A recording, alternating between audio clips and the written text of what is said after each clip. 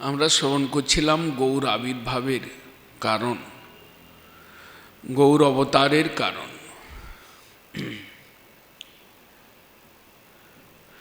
শ্রীল কবিরাজ গোস্বামীপাদ চৈতন্য চরিতামৃতে তিনি সুন্দরভাবে সংগচ্ছিতভাবে তিনি বর্ণন করেছেন মহাপ্রভুর আবির্ভাবের কারণ কি, অবতারের কারণ, বাহ্য এবং অভ্যন্তরীণ কারণ দেখিয়েছেন। বাহ্য কারণ যোগধর্ম প্রবর্তন, নাম সংকীর্তন, এবং যেটা মুখ্য কারণ বা অন্তর্নিহিত কারণ, সেটা দুই ভাগে দেখিয়েছেন। একটা প্রেম আস্বাদন আর একটা হচ্ছে প্রেম প্রদান। কালকে আমরা চন্দামৃত গ্রন্থে শ্রবণ করছিলাম, প্রবোধানন্দ সরস্বতীপাদ ওটাকে খুব সুন্দরভাবে বর্ণন করেছেন। রসয়িতুম প্রদাতুম, ব্রজপতি কুমারের আস্বাদন, তার জন্য তিনি এলেন রাধা ভাব দুটি নিয়ে, নিজেইকে আস্বাদন করাবেন, আর প্রদাতুম চ অন্যেভ্য, অন্যকেও সেই প্রেমটা দান করবেন। এটা মুখ্য কারণ, অন্তর্নিহিত কারণ। মহাপ্রভু এসেছিলেন, অবতীর্ণ হয়েছিলেন, খুব ছোট্ট কারণ নিয়ে আসেন নাই। মৎস্যকুর্ম বরাহ আদি যারা অংশ অবতার রয়েছেন, তারা এক একটা দিক নিয়ে এসেছিলেন। চৈতন্যদেব তিনি কৃষ্ণ অবতারের যে কারণ, তাকেও তিনি এক্সেল করেছেন। কৃষ্ণ জীবে দিব গুড়ধন চিন্তি কৃষ্ণ বৃন্দাবন, জড়ে আনি করিল প্রকাশ, কৃষ্ণ মোর দয়ার সাগর। একটা বিশুদ্ধ প্রেম, ব্রজপ্রেম, এটা জগৎকে জানাবার জন্য, জগতের বুকে তুলে ধরবার জন্য কৃষ্ণ এসেছিলেন ঠিকই, কিন্তু ওই প্রেমের চরমাবস্থা, যে বিরহ ভাবময় প্রেম, বিপ্রলম্ব প্রেম, ওটার কথা তিনি, ওটাকে আস্বাদন করবার কথা তিনি বলেন নাই, করেন নাই। এবং যে প্রেম কৃষ্ণ দিতে এলেন, সেই প্রেমের চরমাবস্থা, সেটাকে আস্বাদন এবং অকাতরে সেটা বিতরণ, এই দুটো মুখ্য কারণ কবিরাজ গোস্বামী পাদও দুইটি শ্লোকের মাধ্যমে দেখিয়েছেন। অনর্পিত চরিং চিরাত এবং শ্রী রাধায়া প্রণয় মহিমা, প্রেমের অর্পণ, প্রেমের আস্বাদন।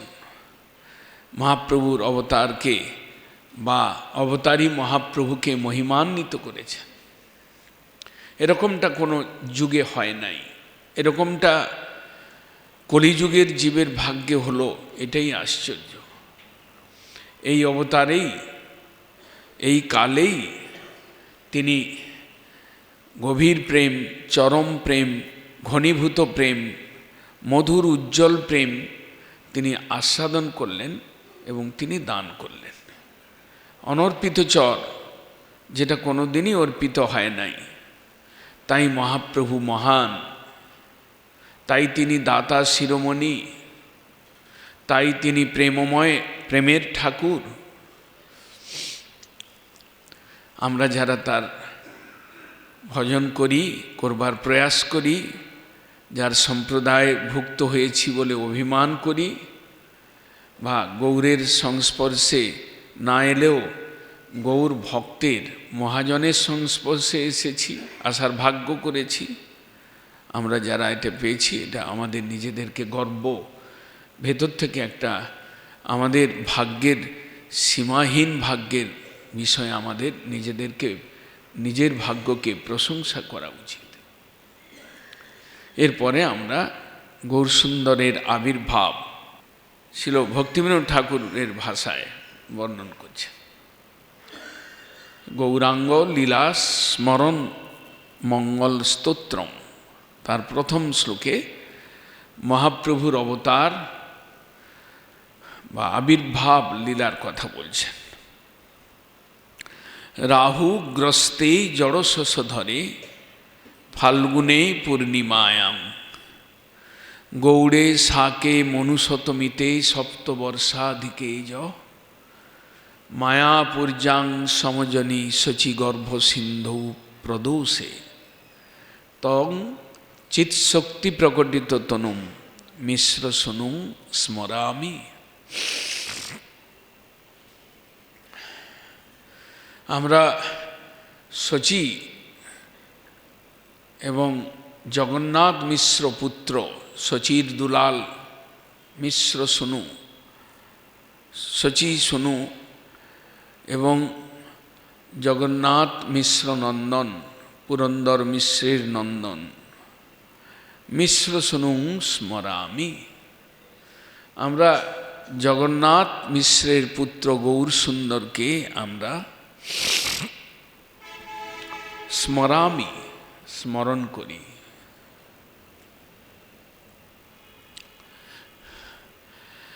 শ্রবণ একটা ভক্তির অঙ্গ, কীর্তন একটা ভক্তির অঙ্গ। এ দুটো নিয়ে আমরা 7 দিন কাটাবো স্থির করেছি, শ্রবণ কীর্তন। তার সঙ্গে স্মরণ। আমার ইষ্টদেব যিনি স্বয়ং কৃষ্ণ, শুধু স্বয়ং কৃষ্ণ নয়, কৃষ্ণের থেকে অধিক, কৃষ্ণ অপেক্ষাও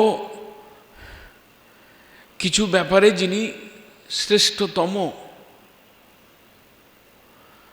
আস্বাদন ব্যাপারে, প্রদান করা ব্যাপারে, প্রেম প্রদান করার ব্যাপারে যিনি আরও বেশি উদার, আরও বেশি মধুর।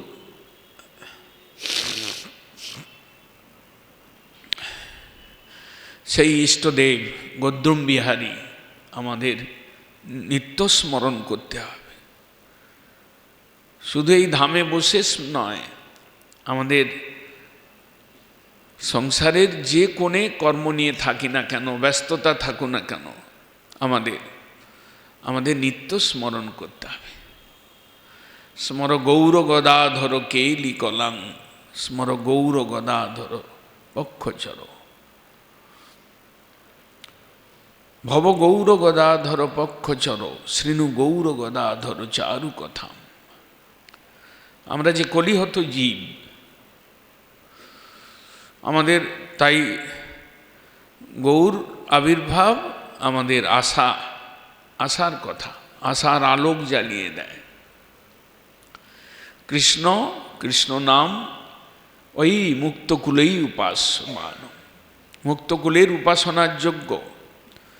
কিন্তু গৌরের নাম, গৌরহরির লীলা, গৌরহরির আরাধনা আমাদের কিছুটা হলেও সেদিকে আমাদের আশ্বস্ত করেছেন মহাজনগণ।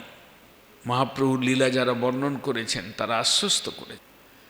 তাই এখানে ভক্তিবিনোদ ঠাকুর বলছেন স্মরামি, স্মরণ করি। আমাকে স্মরণ করতে হবে, আমাকে চিন্তন করতে হবে, চিন্তনের মধ্যে গৌর সুন্দরকে বসাতে হবে। মনের গতি যেদিকে যাক না কেন, গদ্যম বিহারী মহাপ্রভুর কেন্দ্রিক হওয়া চাই আমার মনের গতিটা। বদ্ধাবস্থায় আমি মায়াবদ্ধ অবস্থা প্রাপ্ত হয়ে আমার স্মরণের বিষয় বহু। ভাগবত বলছেন শ্রুতব্যাধিনী রাজেন্দ্র নিনাং সন্তি সহস্র। শোনার, বলার, স্মরণ করবার আত্মতত্ত্ব জ্ঞানহীন মায়াবদ্ধ জীবের বহু রয়েছে। বহু কথা শুনতে চায় তারা, দুনিয়ার কথা, অসৎ কথা, দুঃখপ্রদ কথা, বহু কথা তারা বলে, তারা শোনে, তারা বহু প্রিয়জনের স্মরণ করে। কিন্তু আমরা গৌর ভক্ত, গৌরীও আমরা, তা আমাদেরকে নিত্য স্মরণীয় গৌরহরি আমাদের ইষ্ট দেবতা। তিনি এই কারণে এসেছিলেন, তিনি এইভাবে এসেছেন। কিভাবে এসেছেন? গৌর আবির্ভাবের কথা বলছেন। রাহুগ্রস্তে জড় শশধরে, ভক্তিবিনোদ ঠাকুর বলছেন, এই যে চন্দ্র, এটা জড়, এটা মাইক ব্রহ্মাণ্ডকে আলোকিত করে। এই চন্দ্রকে রাহু গ্রাস করলেন ফাল্গুনে পূর্ণিমায়াম। ফাল্গুন পূর্ণিমাতে এক সময় চন্দ্রগ্রহণ এলো, রাহু গ্রাস করলেন। রাহুগ্রস্তে জড় শশধরে ফাল্গুনে পূর্ণিমায়াম। ফাল্গুন পূর্ণিমা দিবসে যখন রাহু এই সংসারের চন্দ্রমাকে গ্রাস করলেন, কোনো মহাজন বলছেন, চন্দ্র তোমার আজকে আর দরকার হবে না, আজকে এক চন্দ্র উদিত হবেন, তুমি যা আলো বিকিরণ করেছ তার থেকে কোটি কোটি গুণ আলো বিতরণ করবার জন্য, স্নিগ্ধতা প্রদান করবার জন্য, জীবের জীবনের মঙ্গল আনয়নের জন্য তিনি আসছেন। অতএব তুমি কেন, সূর্যের উদয়ে যেমন জোনাকি পোকার রোল থাকে না, তেমনি তোমার কোনো রোল নেই, তুমি বিশ্রাম করো। রাহুগ্রস্তেই জড় শশধরে। লক্ষ্মী পুজোর দিন, কোজাগরী পূর্ণিমার দিন, যখন সুন্দর চাঁদের আলো দেখা যায়, আমাদের জীবন, আমাদের মনটা কীরকম উল্লসিত হয়। চন্দ্র আলো স্নিগ্ধ, চন্দ্রের আলোর মধ্যে স্নিগ্ধতা রয়েছে, তাপের অভাব রয়েছে, তাই চন্দ্রের আলো আমাদের কাছে বেশি প্রিয়। যখন মহাপ্রভু আসছেন, কোটি চন্দ্র সুশীতল,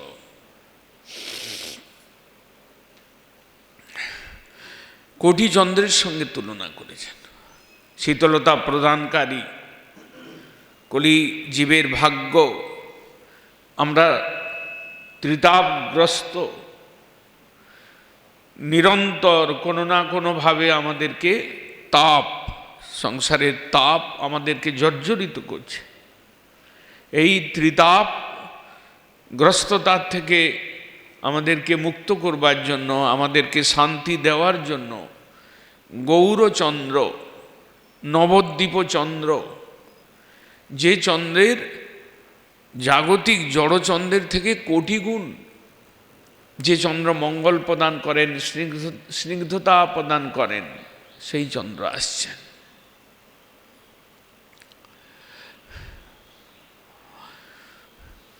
রাহুগ্রস্তেই জড় শশধরে ফাল্গুনে পূর্ণিমায়াম। গৌড়ে সাকে মনুশতমিতে সপ্তবর্ষাদিকে। শকাব্দ 1407 অধিক 1407 শকাব্দে গৌড়ে, গৌর আসছেন গৌড়ে। সে গৌড়মণ্ডল ভূমি যেবা জানে চিন্তামণি। গৌড়মণ্ডল একটা ভারতবর্ষের মধ্যে অন্যতম একটা বিশেষ মণ্ডল, গৌড়মণ্ডল। পঞ্চগৌড় ভারতবর্ষের মধ্যে হিমালয়ের দক্ষিণ ভাগ, হিমালয়ের দক্ষিণ ভাগ থেকে শুরু করে পূর্ব দিক পর্যন্ত বিস্তৃত আর্যাবর্ত সেই আর্যাবর্তের মধ্যে 5টি গৌড়, পঞ্চগৌড়। সেই পঞ্চগৌড়ের মধ্যে এই যে গৌড়ভূমি অন্যতম পূর্ব দিকে অবস্থিত পঞ্চগৌড়ের মহিমান্বিত গৌড় দেশ। মিথিলা, উৎকল, বিন্ধ্যাচল আদি সব এই 5টি গৌড়ের অন্তর্গত। আর মালদা থেকে নিয়ে পূর্ববঙ্গের কিছু অংশ এবং বর্তমান পশ্চিমবঙ্গ নিয়ে গৌড়ভূমি। সে গৌড়মণ্ডল ভূমি যেবা জানে চিন্তামণি, তার হয় ব্রজভূমে বাস। বৃন্দাবনের থেকে কোনো অংশে কম নয় এই গৌড়ভূমি।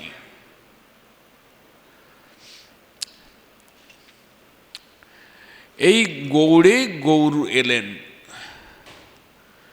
গৌড়িয়া নাথ গৌর, গৌড়ীয়দের নাথ গৌর। তিনি এলেন এই গৌড়ভূমিকে উজ্জ্বল করে। গৌড়ে সাকে মনুষতমিতে সপ্তবর্ষা। আমরা জাগতিক দৃষ্টিতে দেখছি এই পশ্চিমবঙ্গ, এই নদিয়া জেলা, এই মিয়াপুর গ্রাম আমরা জাগতিক দৃষ্টিতে দেখছি, কিন্তু মহাপ্রভু জাগতিক কোনো স্থানে আসেন নাই। তিনি গৌড়ভূমি প্রেমোজ্জ্বল। মহাজনগণ স্থানে স্থানে গান করেছেন, গৌড়ভূমি প্রেমোজ্জ্বল, প্রেমেতে উজ্জ্বল গৌড়ভূমি। মহাপ্রভু যে সময় এখানে এসেছিলেন, নবদ্বীপ, অক্সফোর্ড অভিন্ন বিদ্যার অর্জনের একটা মূল কেন্দ্র ভারতবর্ষে। সেই বিদ্যা অর্জনের মূল কেন্দ্র, সেখানে বসে তিনি বললেন, সেই সে বিদ্যার ফল জানিও নিশ্চয়, শ্রীকৃষ্ণ চরণে যদি ভক্তি উপজায়। বিদ্যার হেয়তা, পরবিদ্যার উৎকর্ষ এখানে এসে দেখালেন। গৌড়মণ্ডল, সে গৌড়মণ্ডল ভূমি যেবা জানে চিন্তামণি। চিন্তামণি, চিন্তামণি মানে যা চাইবে তুমি পাবে। যা চাইবে মানে পাবে, মানে তুমি স্ত্রীধন, পুত্রধন, অর্থধন চাইবে পাবে না। এই চিন্তামণি প্রেম চিন্তামণির সেই ধ্বনি। মহাপ্রভু তিনি প্রেম চিন্তামণি। আর তিনি যে স্থানে এলেন সেই গৌড়মণ্ডল ভূমি, সেটাও চিন্তামণি। তুমি প্রেমধন চাইলে পাবেই। তুমি চাও না প্রেমধন, তাই তুমি পাচ্ছ না। তুমি যদি এখানে গৌরের প্রেম চাও, কামড়ে মাটি কামড়ে বসে থাকো, জীবন অতিবাহিত করো, শ্রদ্ধার সঙ্গে, ভক্তির সঙ্গে, শরণাগতির সঙ্গে কামড়ে পড়ে থাকো, সেই চিন্তামণি ধাম তোমাকে গৌরের প্রেম দেবেনি। তাই বলছেন, গৌর বজজনে ভেদনা দেখিব, হইব বজরবাসী। ধামবাস 1 কাঠা 8 কাঠা জায়গা করে বাড়ি বানিয়ে নিলে ধামবাস হয়। সকাল থেকে সন্ধ্যা পর্যন্ত কেবল ভোগের ধান্দা, ওগুলো ধামবাস নয়। ধামবাসের নামে নাটক। ধামবাস করতে গেলে গুরু বৈষ্ণবে শরণাগত হয়ে থাকবো। ধামবাস করতে গেলে মহাজনের অনুগত হয়ে থাকব। ধামবাস করতে গেলে ধাম সেবী হয়ে থাকব। ধামের সেবা চিন্তা নিয়ে থাকব। ধামেশ্বরের নিত্য স্মরণ, নিত্য কীর্তন, নিত্য ধামেশ্বরের শ্রবণ করতে করতে বাস করব। তাকে বলে ধাম। ধাম সেবী আর ধাম ভোগী, 2 প্রকার ভাগ করেছেন মহাজনগণ। ধামকে কেউ ভোগ করবার জন্য থাকে, আর ধামকে কেউ সেবা করবার জন্য ধামে বাস করে। ধামকে অনুভব করে বাস করতে হবে। নিম গাছের পাতাটার থেকে যদি নবীন পাতা বেরোয়, তাহলে ওটা নিম বেগুন খাওয়ার জন্য নয়, ওর কাছে শিক্ষা করবার জন্য, ওকে প্রণাম করবার জন্য। গৌরের আবির্ভাব আসছে বলে ও কচি কচি হয়ে, পল্লবিত হয়ে সাজবার জন্য, উজ্জীবিত হওয়ার জন্য, প্রেম পাওয়ার জন্য ও বেরিয়ে এসছে, উৎফুল্লিত হয়ে এসছে। পতাকাটা যদি এইরকম হেলে, বুঝতে হবে ও আনন্দ করছে মহাপ্রভুর আবির্ভাব আসছে বলে।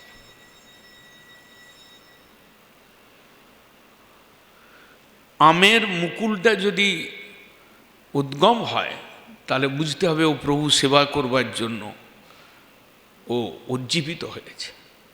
ও বুঝতে পেরেছে যে আমি যেখানে রয়েছি, আমার গৃহদেবতা, গৃহের মালিক অবতরণ করবেন, তাই ও উল্লসিত।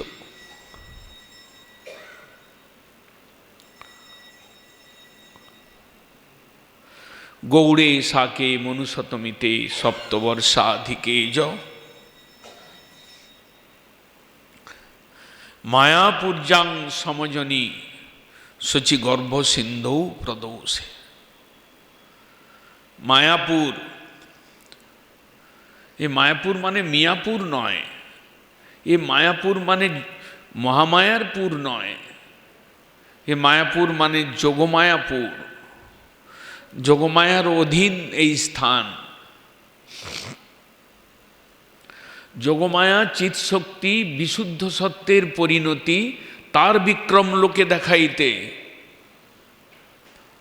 কবিরাজ গোস্বামী পাদ বলছেন, যোগমায়া তিনি চিৎশক্তি, বিশুদ্ধ সত্যের পরিণতি তিনি, তার শক্তি লোকে দেখাইতে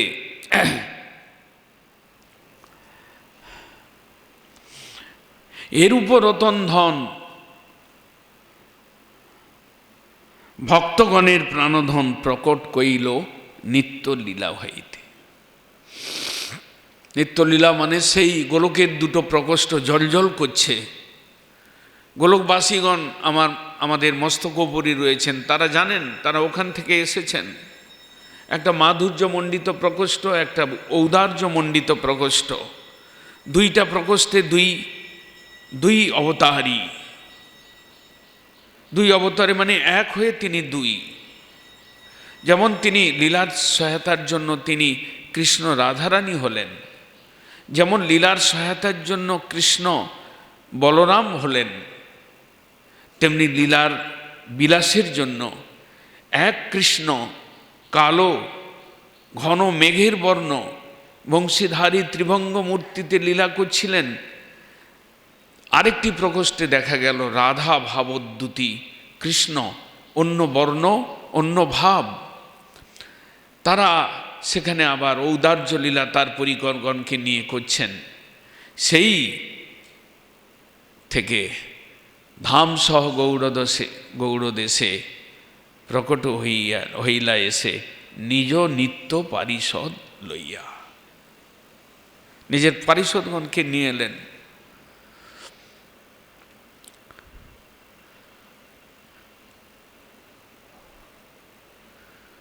হরিদাস ঠাকুর, নিত্যানন্দ প্রভু, অদ্বৈত আচার্য,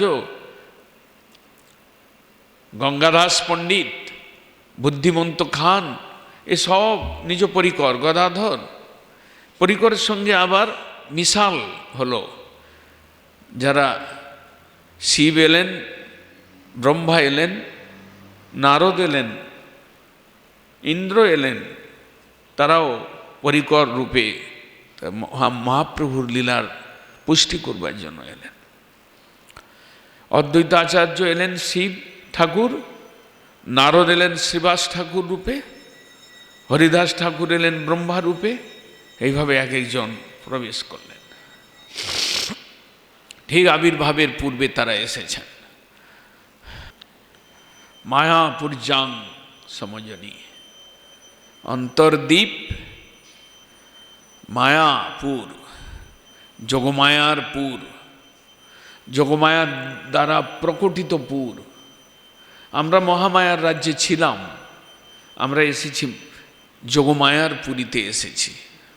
ওটা একটু হলেও অনুভব করতে হবে। নাহলে ধামবাস সার্থক হয় না। ধামের ধুলায় পা চালিয়ে বিহার করা, সুন্দর মঠ, শোভা দেখলাম, ভালো খেলাম, এটা একটা কনসেপ্ট। কিন্তু আরেকটা কনসেপ্ট আছে, যখন পা ফেলাচ্ছি, ঘুম থেকে উঠেই পা রাখছি, প্রণাম করছি, যোগমায়ার পুরী, চিন্ময় ধুলি, একে প্রণাম করে সারা দিন এর উপরে যদি চলাফেরা করি, তাহলে গৌরের সেবার জন্যই চলাফেরা করব, নাহলে ঘরে বসে থাকব।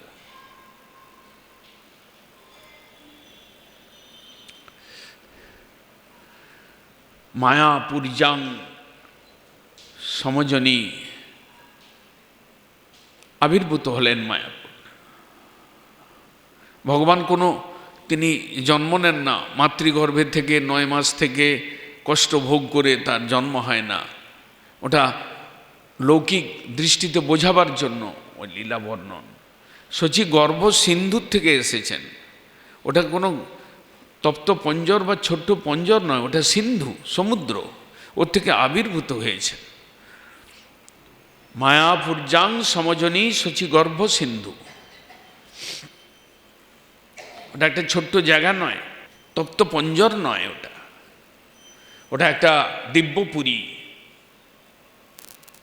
মায়াপুরী দিব্যপুরী। সেখানে শচী গর্ভ সিন্ধুর থেকে আবির্ভূত হয়েছে। গোস্বামীগণ বর্ণন করছেন 13 মাসে মহাপ্রভু এসেছেন। আমাদের হিসাবে 9 মাস 10 মাস, কিন্তু 13 মাস।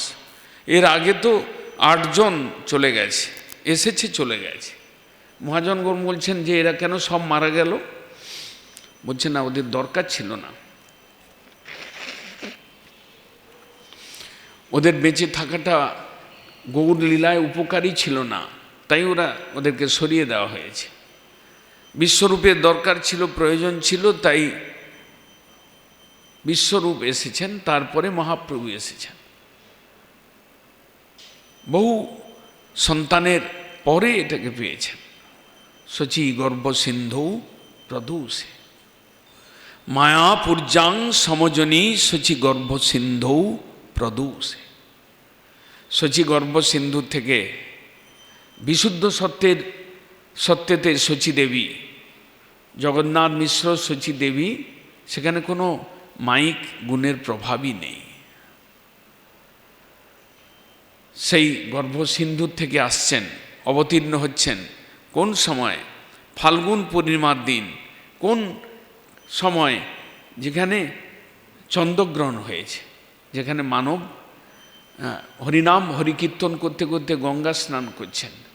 কখন? প্রদোষে সন্ধ্যাকালে। সার্বভৌম ভট্টাচার্য লিখছেন সন্ধ্যাবতার, সন্ধ্যাকালে অবতীর্ণ হয়েছেন। সন্ধ্যা মানে সেই সন্ধিক্ষণ, এবং সময়ের দিবার সন্ধিক্ষণ, যে সময় ঈশ্বর আরাধনার সময়, যে সময় হরিনাম করবার সময়, যে সময় দীপবাতি দেবমন্দিরে দেওয়ার সময়, সেই সময় এসেছেন। আসো এবারে দীপ জ্বালাও, প্রণাম করো, আমি এসেছি, তোমাদের ভাগ্য, তোমাদের আশা, তোমাদেরকে একটা ভালো ধন যা কোনো যুগে দেওয়া হয়নি সেটা দেব বলে এসেছি। তোমাদের আর কোনো কাজ নেই, আর কোনো সাধন নেই, সূর্য চন্দ্রগ্রহণ হয়েছে, তোমরা হরিকীর্তন করো, আমি এসেছি প্রেমদান করবার। শচী গর্ভ সিন্ধৌ প্রদোষে তং চিৎ শক্তি প্রকটিত তনু মিশ্র সনুম স্মরামি। চিৎশক্তির দ্বারা প্রকটিত, চিৎশক্তির সম্বিত সন্দিনী লাদিনীর দ্বারা গৌর মূর্তি প্রকটিত হয়েছে। যোগমায়া চিৎশক্তি বিশুদ্ধ সত্যের পরিণতি। যোগমায়া তিনি স্বয়ং চিৎশক্তি, তিনি গৌর মূর্তি প্রকট করছেন। সেই ব্রজেন্দ্রনন্দন, অভিন্ন ব্রজেন্দ্রনন্দন, প্রেম দানকারী ব্রজেন্দ্রনন্দন, প্রেম বিলাসী ব্রজেন্দ্রনন্দন, মধুর রসের পরিপূর্ণতম প্রকাশ ব্রজেন্দ্রনন্দন, তিনি আসছেন। কিভাবে আসছেন? যেমন কৃষ্ণ নিজের রূপটাই বুঝতে পারেন নাই, আমার এত সুন্দর রূপ, সেই যোগমায়া তার দক্ষতার থেকে গৌর মূর্তি ভাবোদ্যুতি, রাধা ভাবোদ্যুতি নিয়ে আসছেন। রাধার ভাব এবং দ্যুতি দুটো কথা, রাধার বর্ণ এবং রাধার ভাব। ভাবিয়া রাধার বরণ এবে হইল গোরা।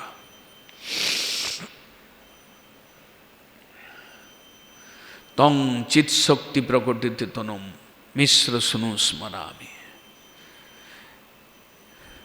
যেন কাঁচা সোনা দুতি দেখি বালকের মূর্তি।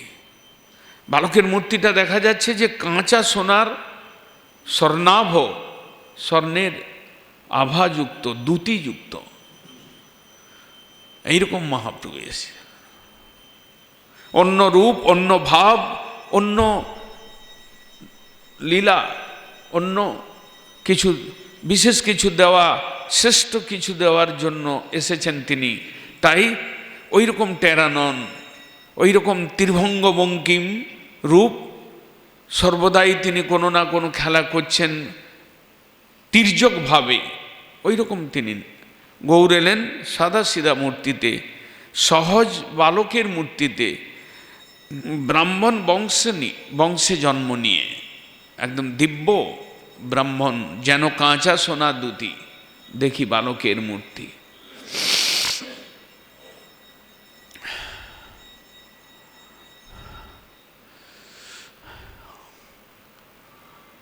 গৌরসুন্দরের আবির্ভাব, গৌরসুন্দরের আবির্ভাব কলিজীবের ভাগ্যের আবির্ভাব।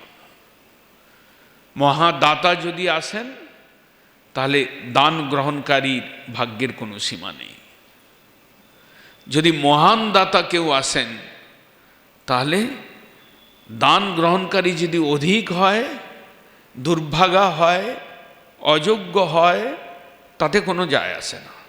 দাতা যদি মহান হন, দাতা যদি নির্বিচারে দান করেন, দাতা যদি অঢেল দান করেন, তাহলে দান গ্রহণকারীর সংখ্যায় অধিক হলেও কোনো অসুবিধা নেই, দুর্ভাগা হলেও কোনো অসুবিধা নেই, অযোগ্য পাত্র হলেও কোনো অসুবিধা নেই, অতি নীচ হলেও কোনো অসুবিধা নেই, অনর্থে ভরা হলে আমাদের কোনো অসুবিধা নেই। মায়াপুর জাং সমজনী শুচি গর্ভ সিন্ধৌ প্রদোষে তং চিৎ শক্তি প্রকটিত তনুম মিশ্র শুনু স্মরামি। সেই জগন্নাথ মিশ্র সুত, তাকে আমরা স্মরণ করি। তার পরবর্তী লীলা বর্ণন করছেন ভক্তিবিনোদ ঠাকুর ক্রমপন্থায়। বিশ্বম্বর প্রভু দ্বিজ গৌরচন্দ্র নিম্বেশ নাম নিচয় ক্রমতো ব্রভুব যস্যার্য খণ্ড মুকুটপম গৌর রাষ্ট্রে গৌরং স্মরামি সততং কলিপাবনম তম। নামকরণ লীলার বর্ণন করছেন। যিনি এলেন তিনি কি নাম ধরে এলেন, তার নাম কি হলো? কাঁচা সোনার দ্যুতি নিয়ে একটা বালক তো এলেন, কিন্তু কি নামে তিনি পরিচিত হলেন, কি নাম তার রাখা গেল, কি নামে তিনি অভিভূত হলেন? বিশ্বম্বর প্রভু হরি দ্বিজ গৌরচন্দ্র নিম্বেশ নাম নিচয়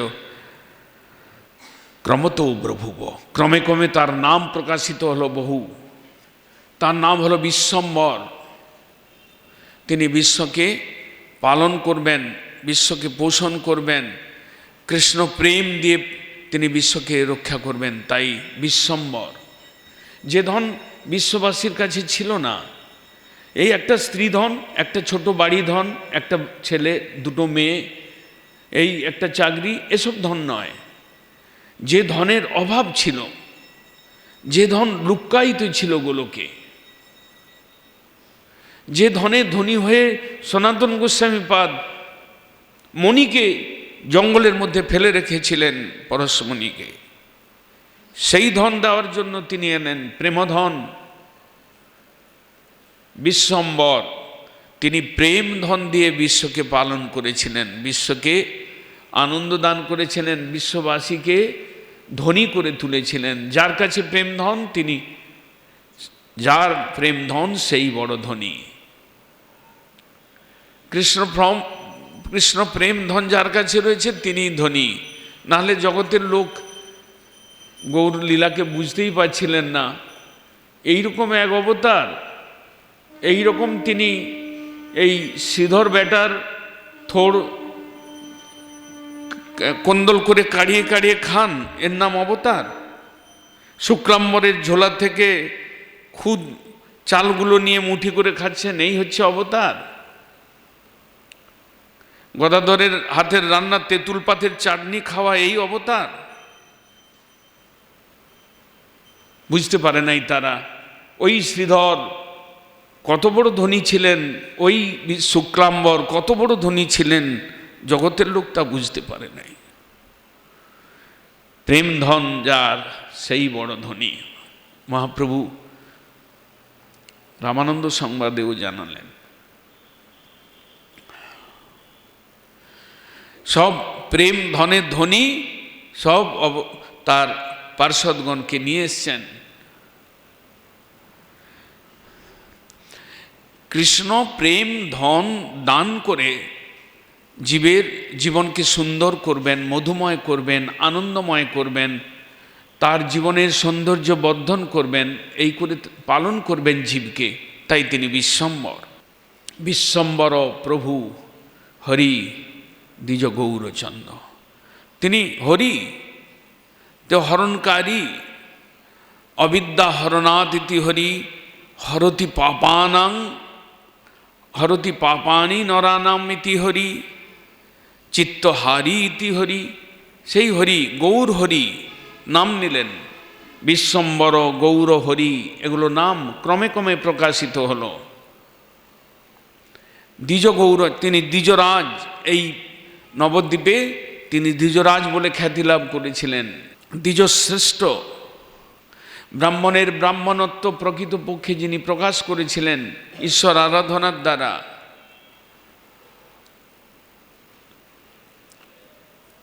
বিশ্বম্বর প্রভু হরি দ্বিজ গৌরচন্দ্র, তিনি গৌরচন্দ্র। নিম্বেশ নাম নিচয় ক্রমত ভুব, তিনি নিম বৃক্ষের তলায় জন্ম নিয়েছেন বলে তিনি নিমাই। এইভাবে তার নাম প্রকাশিত হল। বিশ্বম্বর, গৌর হরি, দ্বিজরাজ, নিমাই, পণ্ডিত, এভাবে তার নাম প্রকাশিত। নিম্বেশ নাম নিচয় ক্রমত বভূব, যস্যার্যখণ্ড মুকুটোপম গৌর রাষ্ট্রে গৌরং নম স্মরামি সততং কলিপাবনম তম। পতিব্রতাগণে নাম দিয়েছিলেন নিমাই। যস্য আর্যখণ্ড মুকুটমম গৌর রাষ্ট্রে, যিনি আর্যাবত্রের মুকুট স্বরূপ গৌর দেশ, সেই রাষ্ট্রে তিনি গৌর দেশে যিনি এলেন, গৌর রাষ্ট্রে গৌরং স্মরামি সততম কলিক পাবনম তম। আমরা সতত তাকে স্মরণ করি, গৌর সুন্দরকে আমরা স্মরণ করি। কলি পাবনম তম, কলির পাবন করবেন, কলির কলমস থেকে তিনি আমাকে পবিত্র করবেন, তাই তিনি এসছেন। কলি পাবনম তম। কলি মানে কলমস, কলি মানে কলহ, কলি মানে রাগ দেশ হিংসার ডিপো। ওর থেকে তোমাকে পরিষ্কৃত করে দেবেন। তুমি ধামে প্রণাম করো, ধামেশ্বরের গুণগান করো, তুমি ধামেশ্বরের সেবা করো, তুমি ধামেশ্বরের কীর্তন করো, তুমি ধামেশ্বরের স্মরণ করো, দেখবে ভেতর থেকে কোথা থেকে সব পালিয়ে যাচ্ছে। পলায় দুরন্ত কলি পড়িয়া বিভ্রাটে, বিভ্রাট বুঝে পালিয়ে যাচ্ছে।